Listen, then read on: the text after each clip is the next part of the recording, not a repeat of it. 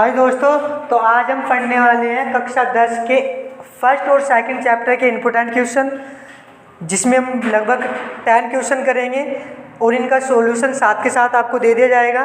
तो यदि आपने ये 10 क्वेश्चन भी किए इस 2 चैप्टर से, आगे के सभी चैप्टर के ऐसे ही आपको वीडियो मिलते रहेंगे सॉल्यूशन सहित।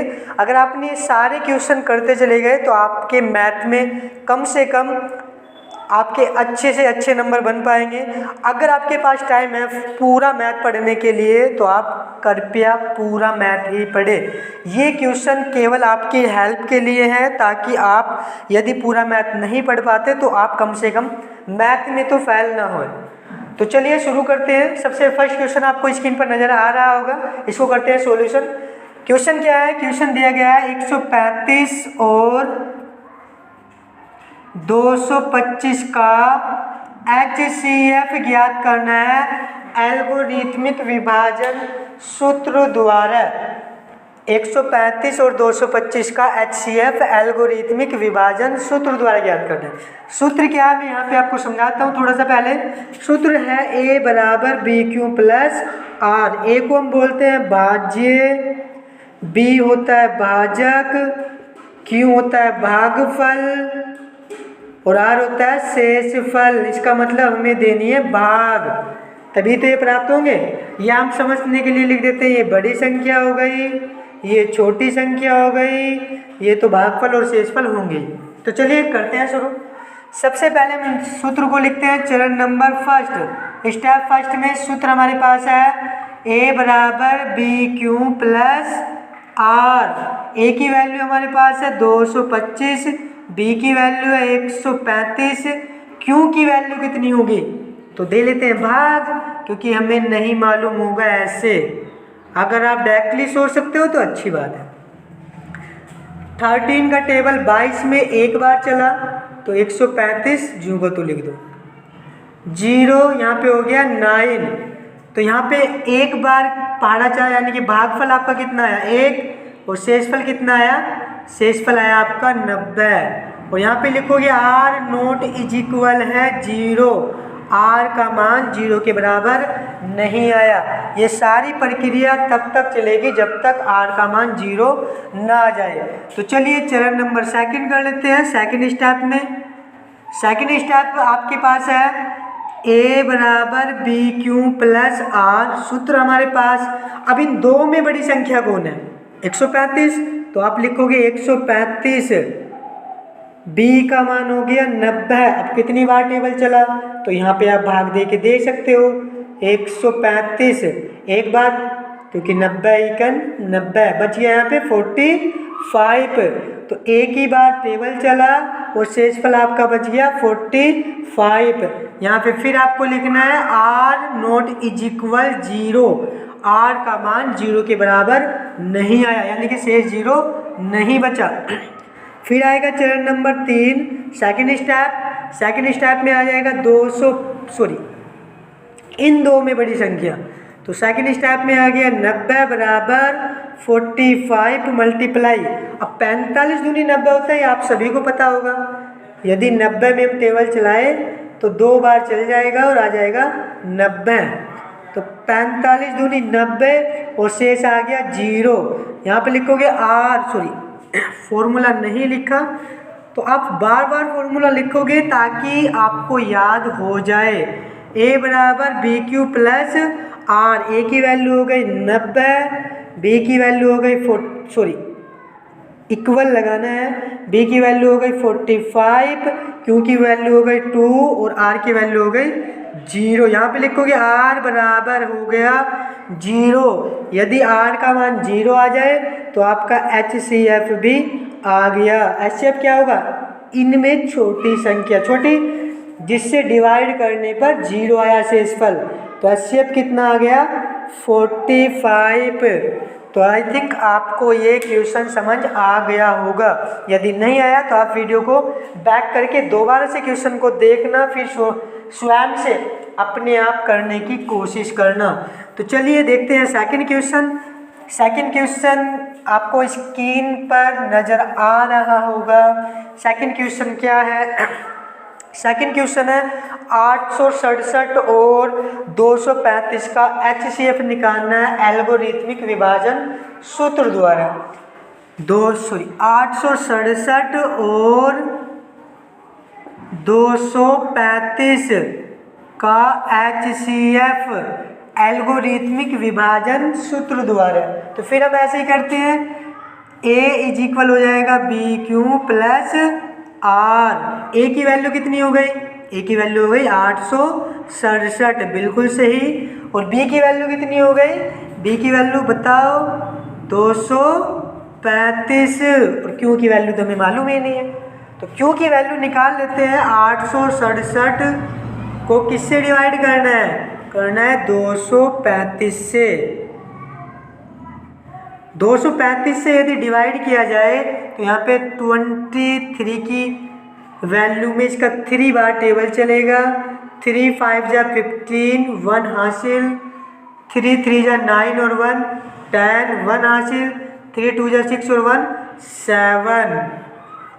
तो ये हो गया 2, यहाँ पे हो गया 6 और यहाँ पे कितना हो गया 1। तो यहाँ पे एक बार पढ़ा चला और शेष बच गया हमारा 162। यहाँ पे लिख दोगे R बराबर नहीं आया 0 के। सेकंड स्टेप में चलेंगे, ये था चरण नंबर फर्स्ट, ये हो गया चरण नंबर सेकंड। सेकंड में चलेंगे तो A is equal BQ plus R, और A की वैल्यू कितनी हो गई इनमें? हो गई 235 बराबर B की वैल्यू 162 162 गुना 3 नहीं होगा क्योंकि देखना होगा हमें अभी कितनी बार टेबल चलेगा 235 में। अब देखो 16 दूनी 32, लगभग 2 बार चलेगा। तो आ गया 2 बार टेबल चलाएंगे, 2 दूनी 4, 2 छंग 12, 1 हासिल, 2 एकन 2 1 3 समथिंग चल गया। तो यहाँ पे हो गया 1 और यहाँ पे भी हो गया 1, ज़्यादा हो गया 262।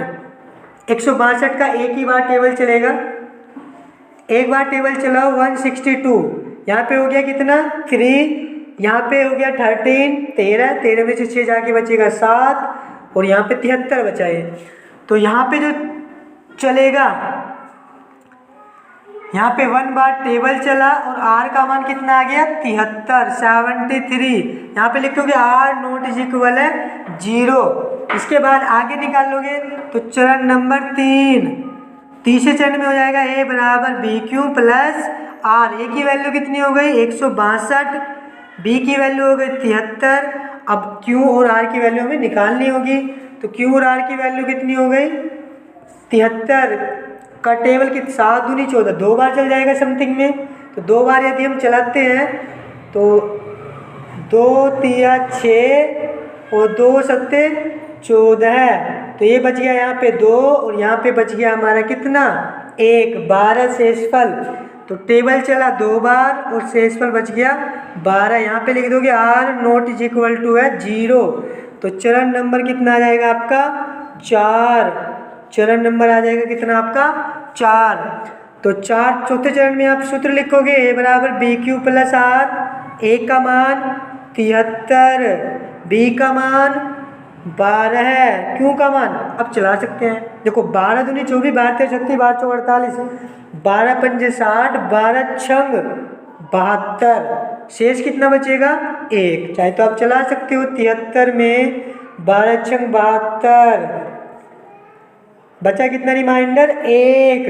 और R is equal nought is equal to है 0 के। तो फिर चरण नंबर आ जाएगा कितना 5। A बराबर BQ प्लस R। A की वैल्यू कितनी हो गई इन दो में 12 बराबर 1 गुना 12 बार पढ़ा चला लो। 1 का टेबल यदि 12 बार चलाए तो 12 हो जाएगा और प्लस R का मान कितना हो जाएगा 0। नहीं समझ आ रहा तो यहाँ पे देख लेते हैं भाग 12 ही 1 एकन 1, 2 उतार लिया, फिर 2 एकन 2, शेषफल 0। तो शेषफल आ गया 0। यहाँ पे लिखोगे R इज इक्वल आ गया 0। तो HCF कितना आ गया 12 नहीं होगा। क्यों? क्योंकि डिवाइड तो हमने 1 से किया, 1 से डिवाइड करने पे 0 आया। तो HCF कितना आएगा 1। इस क्वेश्चन में हो सकता है शायद थोड़ा सा क्वेश्चन मैंने गलत लिखा हो यहाँ पे, तो इसको मैं इसके बाद क्वेश्चन सही दे रहा हूँ, पर इस क्वेश्चन को आपको स्वयं करना है। क्वेश्चन आपको नज़र आ रहा होगा ऊपर, तो इस क्वेश्चन को आपको स्वयं से ही करना है। तो चलिए क्वेश्चन नंबर 3 पे चलते हैं। आप इसको रोक कर उतार सकते हो या समझ सकते हो केवल। इसके बाद क्वेश्चन के बाद आगे चलते हैं। क्वेश्चन नंबर आ गया आपका 3। क्वेश्चन नंबर 3 में कहा यह गया है, आपको स्क्रीन नजर आ रहा होगा ऊपर, प्रत्येक क्वेश्चन आपको स्क्रीन पर नजर आ जाएगा, तो आप देख सकते हो प्रत्येक क्वेश्चन जो जिसका भी सॉल्यूशन मैं कराऊंगा वो क्वेश्चन।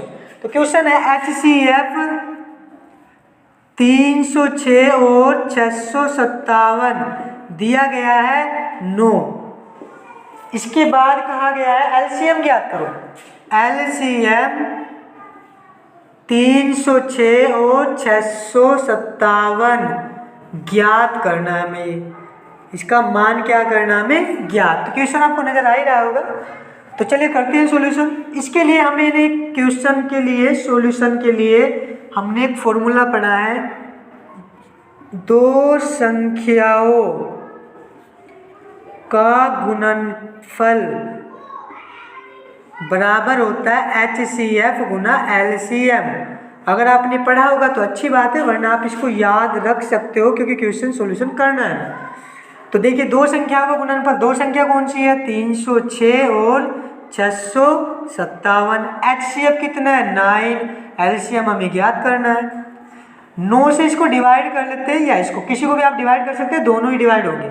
9 से यदि इसको डिवाइड करें 9 तिया 27, कितना बचा है यहाँ पे 3, 36 हो गया, 9 चौक 36, और ये हो गया 657 बराबर LCM। तो LCM कितना हो गया आपका, इन दोनों की मल्टीप्लाई करानी है, मल्टीप्लाई आप सभी को आती ही होगी, कर लेते हैं फिर भी।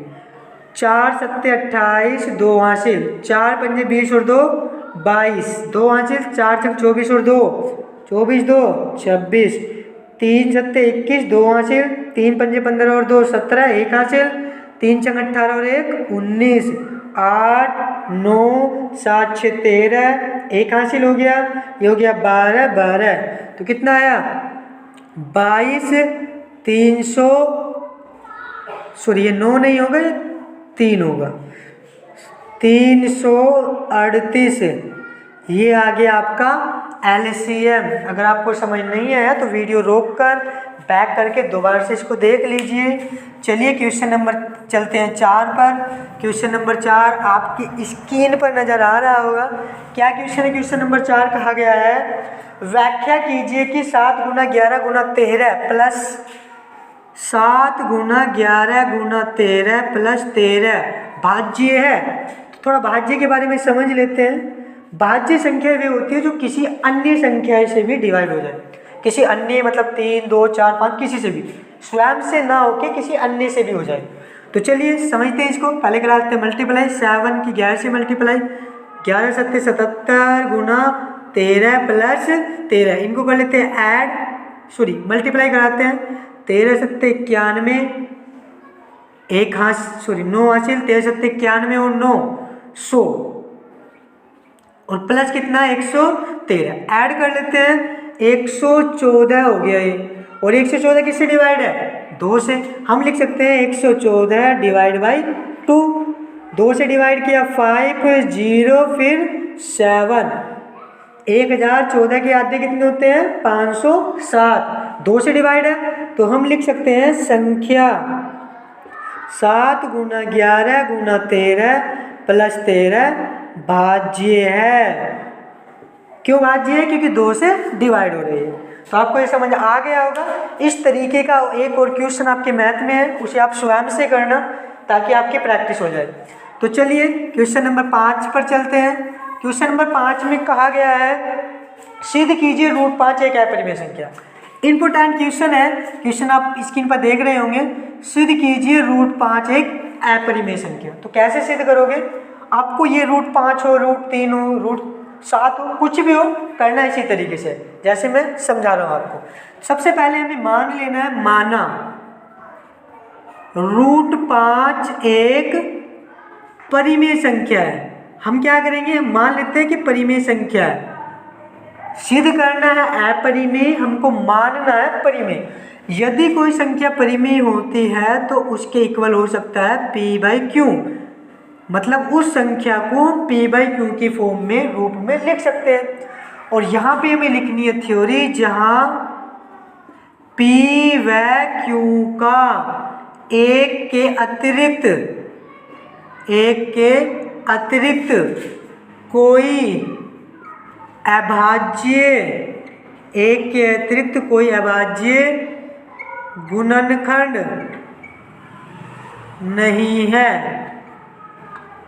एक के अतिरिक्त कोई अभाज्य गुणनखंड नहीं है। और क्यों, सॉरी ये उल्टा लिख दिया है, p/q होता है, क्यों is equal, sorry not is equal होगा किसके, 0 के, यानी कि q का मान 0 के बराबर नहीं होगा। इस तरीके के चाहे क्वेश्चन यहाँ पे कोई भी हो, 7 हो, 3 हो, 4 हो, कुछ भी हो, यहाँ पे हम क्या लिखेंगे, उसी संख्या को लिख देंगे जो दिया गया होगा। 3 हो तो 3 लिखोगे, थ्योरी में कोई चेंज नहीं होगा। अब इसके आगे देखते हैं, इसकी इससे मल्टीप्लाई यदि कराओगे तो हो जाएगा √5q इज इक्वल p। यहाँ पे करना है आपको वर्ग, करने पर यदि हम वर्ग करें तो हो जाएगा 5q² बराबर p²। इसके सारी की सारी थ्योरी हम लास्ट में लिखेंगे, यहाँ पे हम कोई थ्योरी नहीं लिखने, बस यहाँ पे क्या कर लेते हैं, इक्वेशन फर्स्ट। यहाँ पे अब मान लेना है, माना p इज इक्वल 5r, क्या मानना है एक बार समझाता हूँ, जो भी यहाँ पे होगा उसके साथ r ले लेना है बस। p इज इक्वल 5r, जो भी यहाँ 3 होगा तो 3r, 4 होगा 4r, 7 होगा 7r। समझ आई आपको, जैसे भी यहाँ पे होगा, जो संख्या यहाँ पे होगी वही संख्या यहाँ पे ले लेनी है। यहाँ पे वैल्यू पुट करें तो 5q² बराबर यहाँ पे हो जाएगा 5r², यहाँ पे हो जाएगा 5q² बराबर 25r²। इससे कैंसिल करोगे 5 आ जाएगा, q² बराबर 5r²। अब यहाँ से लिखना है आपको थ्योरी, यहाँ पे क्या लिखना है, p² व q² 5 से विभाज्य है, 5 से विभाज्य का मतलब डिवाइड हो जाएंगे पूरे के पूरे, तब p व q भी 5 से विभाज्य होगा या होंगे, p व q भी 5 से विभाज्य होंगे। अर्थात हमारा मानना विरोधाभास है। क्यों? क्योंकि हमने मानना था कि एक के अतिरिक्त कोई अभाज्य गुणनखंड नहीं है, यहाँ तो 5 अभाज्य गुणनखंड आ गया, विभाज्य है तो 5 अभाज्य गुणनखंड भी होगा। अर्थात हमारा मानना विरोधाभास है। √5 एक अपरिमेय संख्या है।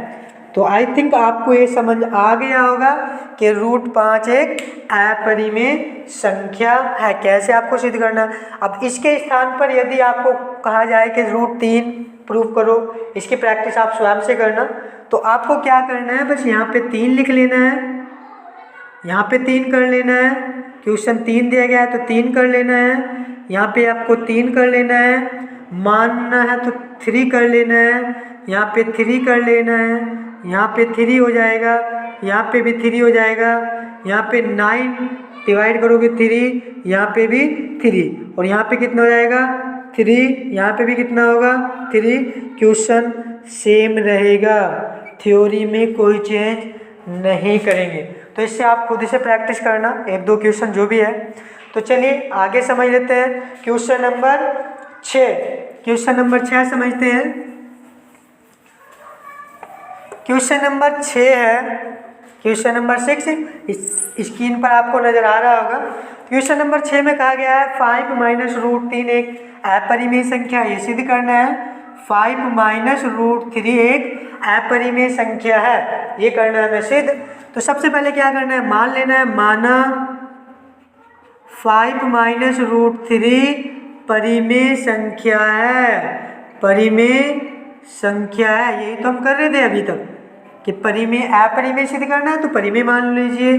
5 माइनस रूट 3 इज इक्वल कितना हो जाएगा, पी बाई क्यू। यहाँ पे थ्योरी लिखी जाएगी जहाँ पी व क्यू कोई पूर्णांक है, क्योंकि यहाँ पे चेंज हो जाएगी theory, Q not is equal होगा 0। अच्छा ये समझाना है, Q not is equal Q का मान 0 इसलिए नहीं हो सकता क्योंकि यदि यहाँ पे 0 हो जाए और किसी के डिवाइड में 0 हो तो हो जाता है अनंत, अपरिभाषित, जिसको ज्ञात करना संभव नहीं है। तो चलिए कर लेते हैं हम इसको। इस 5 को इधर ले जाते हैं। Root 3 is equal P by Q minus 5। यदि चिन्ह चेंज किया जाए, चिन्ह बदला जाए तो रूट 3 हो जाएगा प्लस, ये हो जाएगा प्लस और ये हो जाएगा माइनस। चिन्ह चेंज होने पर ये माइनस, ये प्लस। पहले लिख लेते हैं इसको। अब यहाँ पे थ्योरी क्या लिखनी है, यहाँ पे लिखना है पी बाई क्यू परिमेय है, परिमेय संख्या है, तब पी बाई क्यू माइनस 5 भी परिमेय संख्या होगी, तब पी बाई क्या यहाँ पे 5 माइनस पी बाई क्यू भी परिमेय संख्या होगी। अगर ये परिमेय संख्या है तो इसके इक्वल कितना है, रूट 3। तो यहाँ लिखेंगे तब रूट 3 भी परिमेय संख्या होगी, तब रूट 3 भी क्या होगी, एक परिमेय संख्या होगी। परंतु हम जानते हैं, हम क्या जानते हैं, हमें मालूम है रूट 3 एक अपरिमेय संख्या है, अपरिमेय संख्या है, अर्थात हमारा मानना विरोधाभास है।